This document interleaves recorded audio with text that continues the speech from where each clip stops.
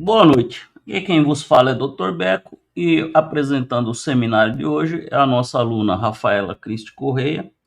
O assunto métodos estatísticos é um assunto que já desde antes da invenção da inteligência artificial já existiam métodos sendo desenvolvidos para a resolução de problemas complexos. No seminário, ela vai abordar, por exemplo, o aprendizado bayesiano, um método que eu acho muito interessante, fácil de aprender e de muita utilidade prática e didática, que é o CAMINS, para Unsupervised Clustering, e também cadeia de Markov, que são modelos ocultos de Markov. Então, com a palavra, a nossa querida aluna Rafaela.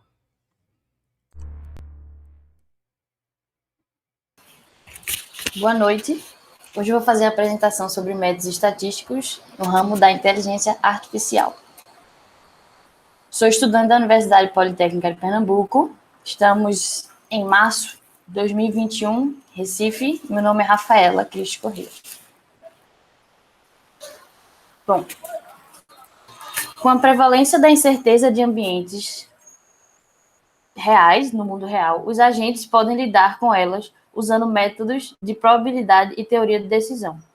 Mas primeiro, eles precisam aprender suas teorias probabilísticas do mundo pela experiência, e por isso eles devem formular seu trabalho como um processo de aprendizagem em uma conclusão probabilística, como, por exemplo, em problemas de ruído, overfitting, que é colocar mais dados do que cabe no sistema, e a busca por uma previsão ideal. O método se baseia basicamente em dados, sendo uma evidência e hipótese. Os dados são instanciações de algumas ou todas as variáveis aleatórias que descrevem o domínio do seu problema. E as hipóteses são teorias probabilísticas de como o domínio deve funcionar. Então, a gente precisa demonstrar uma teoria do seu mundo, por mais simples que seja. Um dos métodos mais conhecidos e usados é o aprendizado bayesiano, ou Bayesian Learning. Ele calcula a probabilidade de cada hipótese de acordo com os dados e faz a previsão. As previsões são feitas usando todas as hipóteses pesadas pelas suas probabilidades e não simplesmente usando a melhor hipótese. Então, o aprendizado é reduzido a uma indução probabilística, né? As hipóteses em si são intermédios entre os dados brutos e as previsões. Então, em resumo, a abordagem bayesiana é uma hipótese inicial e a probabilidade de dados em cada hipótese, ou seja, de cada evento acontecer. A gente tem um exemplo bem famoso que é um saco de balinhas que podem ser de limão ou de cereja. Por exemplo, se temos uma sacola com balinhas de limão e as probabilidades começam com seus valores iniciais, ou seja, não sabemos de nada, então de cada balinha aparecer é totalmente igual. Então, à medida que as balinhas vão sendo retiradas, a probabilidade de ter limão vai aumentando. Se a gente tem um saco que é somente de balinhas de limão. Então, quando você vai tirando 1, 2, 3, vai vendo que vão sendo de limão, a probabilidade vai sendo atualizada como a balinha de limão sair ser a maior. Então, depois de 10 balinhas retiradas, já temos praticamente a certeza do destino que vai ser. Então, ele identifica que a 11ª, com certeza, ou com quase toda certeza, vai ser de limão. Então, tipo, dessa forma, a previsão bayesiana eventualmente concorda com a hipótese real, porque ele vai retirando tudo que não funciona ou que não tem chance de acontecer e vai somando o que tem chance de acontecer. Então, qualquer hipótese falsa previamente fixada irá eventualmente desaparecer, porque a probabilidade de gerar dados atípicos ou não existentes é muito pequena e diminui cada vez mais observando os dados e os eventos que vão acontecendo. O problema é, normalmente o espaço amostral de hipóteses é normalmente muito grande ou até infinito, então não tem como a gente observar todas as hipóteses possíveis de um problema real. Então, na maioria dos casos, é necessário recorrer a métodos aproximados ou até simplificados. Um desses métodos mais usados é o MAP Learning, que significa Maximum a Posteriori. Ele é uma aproximação bem comum e faz previsões baseadas em uma única hipótese mais provável. Usando o exemplo da sacola que só tem balinha de limão, o MAP, ele prevê que a próxima balinha, mesmo que no começo, vai ser de limão com a probabilidade de 100%. Agora, realmente é uma previsão muito mais perigosa do que analisar mais fatos. Só que com mais dados sendo observados, as previsões bayesianas, que são observando todas as previsões, e o MAP, eles terminam convergindo e se tornam cada vez mais próximos, porque as competidoras do MAP, ou seja, as probabilidades que a gente ignora, elas vão se tornando e tornando cada vez menos prováveis. Então, eles vão meio que convergindo e tomando o mesmo rumo. Então, o MAP, ele escolhe as hipóteses que fornecem uma compressão máxima de dados, que a gente não precisa estar analisando tantas situações improváveis.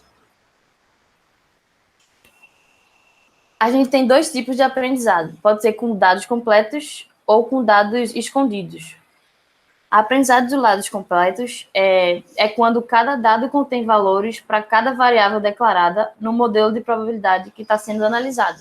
Então, tudo que a gente vai trabalhar, a gente recebe dados e a gente digere e trata deles como possível. Um dos métodos desse é o Naive Bayes Model, que é o modelo ingênuo de Bayes. Ele é o mais comum da rede bayesiana, usado no Machine Learning. O modelo ele é ingênuo porque ele assume que os atributos são condicionalmente independentes uns dos outros. Ou seja, ele trata da probabilidade condicional de um evento A acontecer dado uma circunstância. Ele não vai analisar coligações entre eventos, ele só vai entender se isso aqui, se esses são os dados que eu tenho, essa probabilidade de acontecer, então ok, não vou estar considerando vários eventos ao mesmo tempo. O lado bom disso é que uma vez que o modelo tem sido treinado dessa forma, ele pode ser usado para classificar novos exemplos para os quais as variáveis não foram observadas. Então, se eu criei um espaço, um domínio, qualquer nova variável que eu não foi observada ainda, eu coloco dentro do meu método de leitura e ele vai conseguir ler tranquilamente. Ele é muito utilizado para categorizar textos com base na frequência de palavras usadas. Ou seja, na classificação de e-mail como spam ou não spam, ele lê uma palavra, se ela está dentro daquele espaço amostral de palavras que são consideradas spam, ele vai ser spam. E na identificação de assuntos no base de conteúdo e na classificação de textos e filtragem. A fórmula que ele usa é a probabilidade dele total vezes o produtório de todas as suas probabilidades condicionais. Ou seja, se tem uma situação para analisar vários dados específicos um dentro do outro, ele vai ler todas as probabilidades desses todos os dados acontecerem e vai multiplicar pela variável de... Poxa, eu esqueci o nome, mas é a mesma coisa que dividir por 100%, é trazer para o modelo analisado. Essa comparação aqui do modelo ingênuo com a de Decision Tree, para fazer uma observação, esse Decision Tree representa uma função de um vetor de valores de atributos e retorna um único valor de saída. Ele representa uma verdadeira hipótese. Então, dá para ver como que ele é mais específico e ele analisa mais dados. Ele está vendo a curva real de um dado problema. Por mais que esse modelo ingênuo tenda para as mesmas, a curva tenda para o mesmo lugar, ele não é tão específico e ele não atinge dados com tanta certeza. Isso aqui é um exemplo de reconhecimento de dígitos que pode ser usado no modelo ingênuo. Ele lê a probabilidade de ser um número lendo os pixels. Então, se ele analisa esse pixel, se ele tiver preenchido ou vazio, a probabilidade de ser um número tendo esse pixel preenchido. Por exemplo, a probabilidade de ser 1 tendo esse pixel preenchido é 0,01, porque a gente sabe que 1 ele ia estar por aqui, mas ele pode ter sido desenhado de outra forma. Então, ele vai ler todos os pixels e vai ver a probabilidade e juntar, multiplicar o produtório de todas as probabilidades condicionais e chegar na conclusão de que número é esse.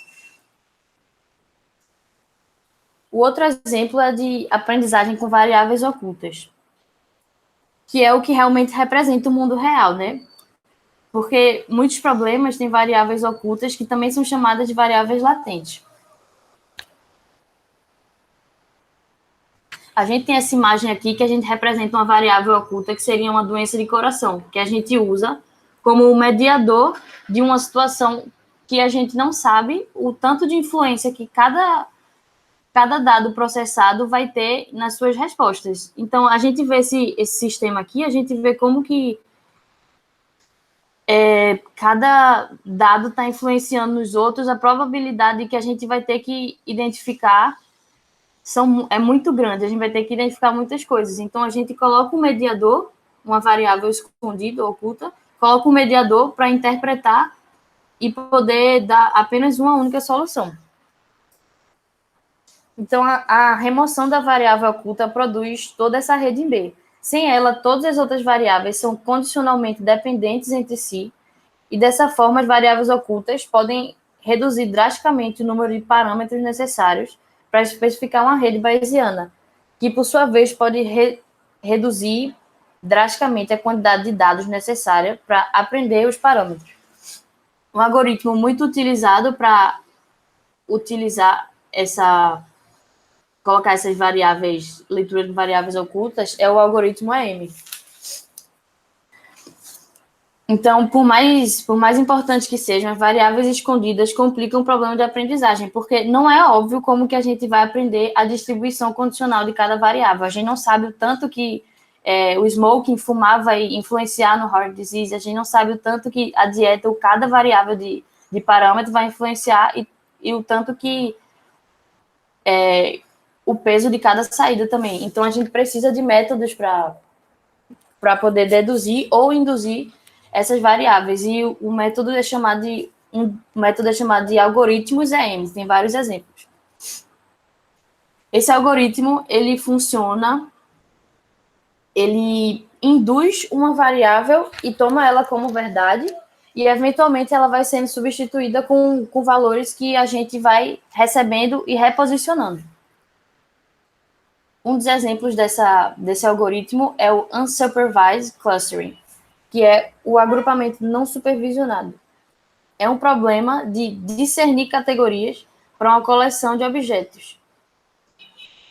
E ele é chamado de não supervisionado porque os rótulos e as categorias não são fornecidos, como é o fato do nosso problema, a gente não tem um rótulo. Então, por exemplo, se a gente observa um espectro de 100 mil estrelas, a gente não sabe quais são o rótulo dela. Então, em algum momento, astrônomos tiveram que juntar elas, agrupar elas de acordo com suas características ou propriedades e dar um nome e rótulo para cada tipo de conjunto ou cluster, como a gente chama. Então, hoje a gente tem um conjunto chamado, por exemplo, anã branca ou gigante vermelha, porque em algum momento alguém separou esses clusters. A intenção da clusterização ou agrupamento é de agrupar dados de interesse de uma forma que em um cluster eles compartilhem propriedades em comum que os diferencie de elementos de outros clusters. Então, a gente consegue separar classes bem distintas e poder trabalhar corretamente com cada um. Então, dessa forma, a gente define o que significa ser similar ou não dentro do domínio do nosso problema. Um dos algoritmos muito importantes dessa clusterização é o K-means. Aqui a gente tem uma diferença de dados não clusterizados, então a gente tem dados totalmente soltos. E aqui a gente tem clusterizados, então a gente consegue pegar, a gente vê onde estão a margem dos seus ciclos e todo o seu espaço está dentro de um máximo e um mínimo. Esse algoritmo K-means, ele é baseado em distâncias e exige que seja informado previamente o parâmetro K, que é o número de grupos, ou seja, o máximo a quantidade que vai ser separada dos seus grupos, quantas categorias eu vou ter. Então, ele atribui cada observação a um dos seus K, ou seja, a quantidade K dos clusters. E ele funciona dessa forma. Primeiro, são escolhidos K objetos aleatoriamente como centro, ou eles também chamam de centroide, que é a média dos objetos, da quantidade K dos clusters, que vão ser os representantes iniciais, e eles tomam aquilo como verdade. Para cada objeto, o algoritmo calcula a distância entre ele e cada um dos centroides e atribui esse objeto a um grupo que possui a menor distância. Então, assim que ele tem um centroide tomado como verdade, ele vai recebendo dados, vai calculando a menor distância para cada centroide e joga ele dentro do grupo desse centroide. Depois dessa primeira alocação, o método segue de modo iterativo, atualizando os centroides e realocando todos os objetos de acordo com as novas menores distâncias. E o processo só acaba se os centroides pararem de se modificar ou se for estabelecido uma quantidade máxima de iterações. Aqui tem um videozinho que mostra como é que funciona. Primeiramente, ele escolhe, põe cor nos centroides, e aí ele vai recebendo os dados e vai calculando pela distância esses pontinhos a que grupo eles pertencem. Realoca o centroide, tirando uma nova média dos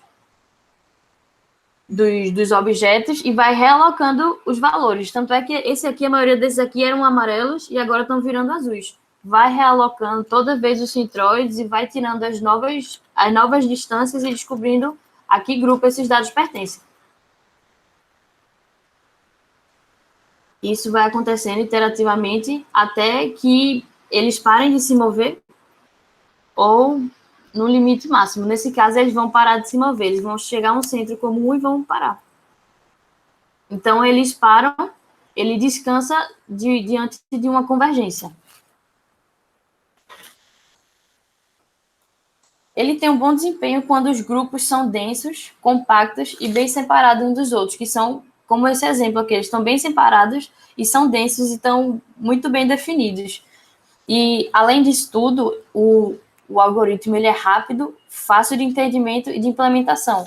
Porém, ele não é adequado para descobrir grupos de tamanhos muito diferentes ou com sobreposição de dados, porque ele é sensível à existência de ruído nos dados, porque mesmo que seja poucos dados ruidosos, ele pode influenciar significativamente nos valores médios.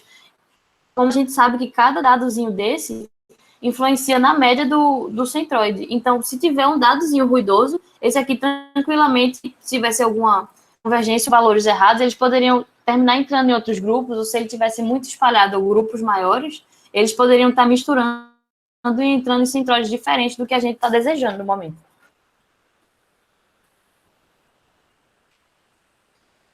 Outro exemplo de aprendizagem com variáveis ocultas é o modelos ocultos de Markov, ou HMM, que significa Hidden Markov Models. Eles são modelos probabilísticos que tentam encontrar o valor ou a probabilidade de certas variáveis ocultas de terem um valor com base em algumas outras variáveis observadas. Ou seja, tendo um certo estado X oculto e um Y observável que depende do X, o objetivo é aprender sobre esse X oculto somente observando o Y que a gente tem como dados. O seu elemento mais básico é a cadeia de Markov, que a gente precisa entender para poder entender como funciona. A cadeia de Markov é um tipo especial de processo estocástico e discreto, onde a probabilidade de um evento ocorrer depende apenas de um evento imediatamente anterior. Então, ele não depende de nenhuma sequência de ocorrência de fatos, e o próximo estado depende somente do estado atual. Então, ela é definida por um conjunto de estados e a probabilidade de transição entre cada estado. Como nesse diagrama aqui, a gente tem, todos os dados que a gente tem é o estado e a probabilidade de transição para o próximo estado, ou seja, o B pode ir com 70% de chance de voltar para o B, tem 30% de chance de ir para o A, do A ele tem 60% de chance de voltar para o A e 40% de chance de ir para o B.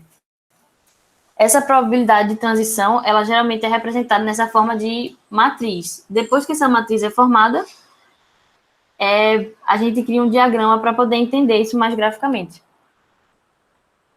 Para calcular essa probabilidade, são necessários dados que representam o problema e como eles se comportam diante de determinados eventos. A gente tem um exemplo aqui de 16 dias e da ocorrência de sol e chuva. Então, a gente tem esses dados como observáveis, depois desses 16 dias tendo ocorrido, obviamente. Então, a gente calcula a probabilidade de transição, de um dia de sol passar para outro dia de sol, de um dia de sol passar para um dia de chuva, e assim por diante. E a gente cria um diagrama. Criando um probleminha para a gente poder entender isso, a gente tem uma situação de um de considerar se um amigo, se a gente tem um amigo que mora em outra cidade, a gente não sabe se choveu ou se está sol. A gente apenas tem uma situação que se a gente sabe se ele ligou ou se ele não ligou e as probabilidades de ter sido sol ou chuva. Então, numa situação que o amigo não liga por 2 dias seguidos, a gente tenta imaginar qual é o cenário mais provável. Então, aqui foi calculado antes o comportamento climático de transição de sol e chuva, como a gente teve, e dentre as 4 opções possíveis, que é de sol, de sol para chuva e assim por diante, a gente escolhe uma das opções utilizando a probabilidade anterior de transição. Então, a gente calcula a probabilidade de tudo acontecer, multiplicando todas as probabilidades, como o modelo de probabilidade, como a gente tem todo o naive. Então, a gente chega a uma conclusão nessa situação específica. E se a gente fizer isso para todos os cenários possíveis e escolher o que tem a maior probabilidade, a gente vai achar uma resposta única. Só que quanto mais dias, os cenários possíveis vão aumentando exponencialmente. Então, isso torna um pouco inviável a gente estar calculando todas as vezes. Então, se a gente usa a cadeia de Markov, ao invés de calcular as probabilidades de vários cenários diferentes, o modelo oculto de Markov ele vai gradativamente armazenando as cadeias dos cenários. Por exemplo, para calcular as condições meteorológicas de uma semana inteira, sabendo os dias que o amigo nos ligou, se queremos saber do último dia, a gente calcula o caminho que leva até o domingo ensolarado e para o chuvoso e escolhe o mais alto. Se a gente quiser calcular do sábado, a gente faz igual, só que com um dia a menos. Ou seja, em qualquer dia, para calcular a probabilidade dos possíveis cenários climáticos para o dia seguinte, a gente considera apenas a melhor das probabilidades de um dia anterior. Então, chega na segunda-feira, isso começa na primeira etapa de tempo. Então, se a gente quer calcular a segunda-feira, a gente calcula as probabilidades dos dados observados e dos ocultos e escolhe o melhor. E da segunda-feira em diante, a gente pega apenas a situação anterior. Se a gente chega na terça, a gente calcula na segunda. Se a gente quer saber o da quarta-feira, a gente pega os dados agrupados da terça-feira. E assim por diante. Então, a gente usa a cadeia de Markov para usar nesse modelo oculto de Markov também. Então, como modelo é eficiente para trabalhar com sequências, ele é bastante usado em processamento de linguagem natural, onde as frases podem ser consideradas sequências de palavras. Outros usos também variam de biologia computacional, por exemplo, se a gente pode verificar a classificação de sequências proteicas, anotação genômica e etc., ou então do marketing online e descoberta de causalidade de uma compra em uma loja online.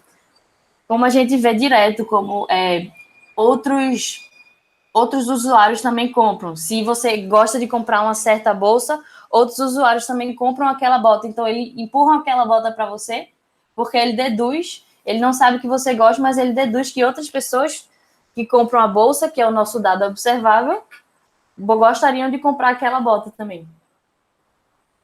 E aí, usando para finalizar, eu vou usar essa propriedade da cadeia de Markov, que é the future is independent of the past given the present, que significa o futuro é independente do passado dado um presente. Então, a gente pode usar isso até na nossa vida. Por exemplo, se a gente tiver capacidade de utilizar o nosso passado, digerir as informações e criar um estado atual bom o suficiente que a gente possa progredir usando apenas o nosso presente e não ficar revendo variáveis que não nos importam, que não nos são mais interessantes do passado. E é isto, muito obrigada. Muito legal, adorei a conclusão. Parabéns aí pela apresentação, ficou excelente, de uma ótima qualidade. E eu acho que, para quem assistir essa apresentação, uma das coisas interessantes é essa abordagem prática, em que você tem uma teoria, no caso que foram apresentados a cadeia de Markov, o método Camis, redes Bayesianas. Você tem uma teoria com todo o arcabouço pronto, que você pode aprender e usar, sem se preocupar com a fundamentação teórica e a fundamentação teórica, então você só vai se preocupar caso você queira avançar nessa teoria. Então, existe uma diferença entre aplicar o que já está pronto e avançar e inventar novas técnicas, né? Então, eu achei essa abordagem que você fez bem prática. Exato. Essa semana eu ouvi de um cientista ele falando: por que a gente vai reinventar a roda? Se a gente sabe que funciona, a gente sabe que está bem. A gente só vai reinventar e mudar isso se a gente tiver um propósito muito específico. Muito bem. Então, vou encerrar a gravação. Muito obrigado. Muito obrigada.